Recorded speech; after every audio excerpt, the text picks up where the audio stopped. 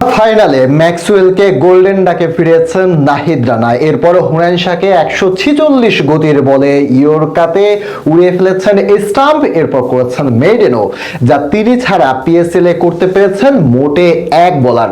Mega ফাইনালে দুর্দান্ত bowling Nahid রানার ঘুরে দাঁড়িয়েছে পেশোয়ার জালমি, তাতে জয়ও পেয়েছে পেশোয়ারের দুর্দান্ত জয় আর নাহিদ রানের আগুন ঝরানো বোলিং নিয়ে আরো বিস্তারিত জানাবো প্রতিবেদনে। প্রবাদ আছে মর্নিং শুজ দ্য ডে, তবে নাহিদ রানার ক্ষেত্রে কোন প্রবাদ ব্যাকরণ কিছুই যেন কাজ করে না। বোলিং দক্ষতায় নাহিদ বিরল প্রবাদেও দিলেন তার ছাপ।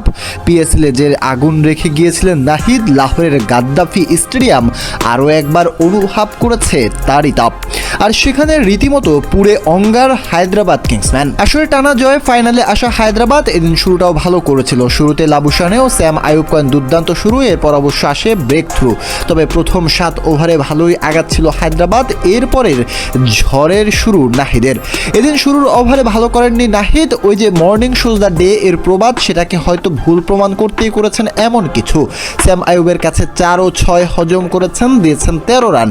মারমুখী হায়দ্রাবাদকে তখন থামানোই যাচ্ছিল না। তবে দ্বিতীয় ওভারে এসে ভেলকি দেখানো শুরু করেন নাহিদ। ওভারের শুরুর বলে ফেরান আসরের অন্যতম বড় স্টার গ্লেন ম্যাক্সওয়েলকে। ও যে এই হার্ড হিটার ও সুপারস্টার নাহিদের কাছে টিকতে পেরেছেন মোটে এক বল, তার বাউন্সার সামলাতে না পেরে ক্যাচ দেন ফারহান ইউসুফের আগে, তাই রান করবার আগেই বিদায় মেক্সির। আসরের সবচেয়ে বড় উইকেট পেয়েই কিনা নাহিদের পর জ্বলে উঠলেন আরও ক্ষুধার পরে। ওই ওভারে নাহিদের বলে তাড়াহুড়ো রান করতে গিয়ে ফিরে যান লঙ্কান কুশাল পেরেরা, যে পেরেরা ছিল আগের পিএসএল এর ফাইনালের হিরো। দ্বিতীয় ওভারে নাহিদ দেন মাত্র 5 রান, তুলে নেন 1 উইকেট। তৃতীয় ওভারে বলে এসে এবার নাহিদের সামনে স্যাম ও হুয়ান শাহ। নাহিদের বাউন্সার লাগাতেই পারছিলেন না হুনুয়ান, করছিলেন হাঁসফাঁস। শেষ পর্যন্ত তাকে ইয়র্কারে বোকা বানান নাহিদ। তার 146 গতির ইয়র্কারের কোনো উত্তর ছিল না আগের ম্যাচের নায়ক হুনুয়ানের, বরং অনেকটা ছেড়ে দে মা কেঁদে বাঁচি করে ফিরলেন তিনি।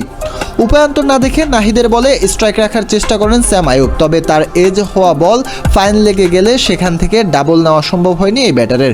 ফলে 1 রান নিয়ে দিতে হয় মোহাম্মদ আলীকে।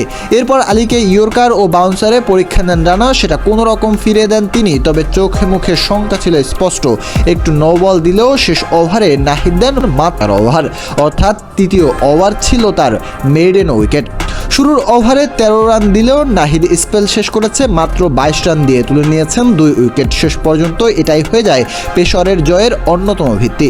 ফাইনালে 130 রানের মামুলি টার্গেট আসে পেশোয়ারের, যে লক্ষ্য বাবর আজমদের দল জয় পায় হেসে খেলেই। আর প্রথমবারের মতো পিএসএল এ মাঠে নেমে শিরোপার স্বাদ নাহিদের।